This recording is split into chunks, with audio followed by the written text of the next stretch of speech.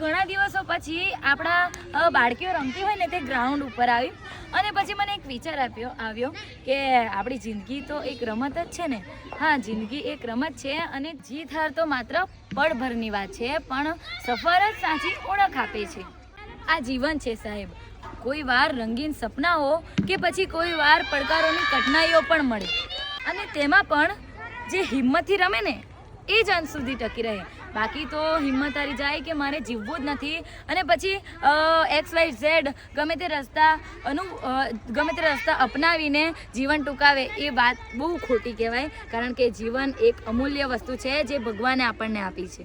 ભલે આપણે આ બધી ગેમ્સમાં હારી જઈએ, પણ પછી જ્યારે આપણી જિંદગી જીવતા હોય અને પછી આપણને ખબર પડે તો એવી જ ખબર પડે કે સાચો વિજય તો આપણો અનુભવમાં જ છુપાયેલો છે. અને સમય એ જિંદગીમાં એક રેફરી છે જે નવી ચાલ દર વખતે આપણને ચલાવે છે. હાર કે જીત નહીં, પરંતુ સતત પ્રયત્ન જ વ્યક્તિને એની ઓળખાણ આપે છે.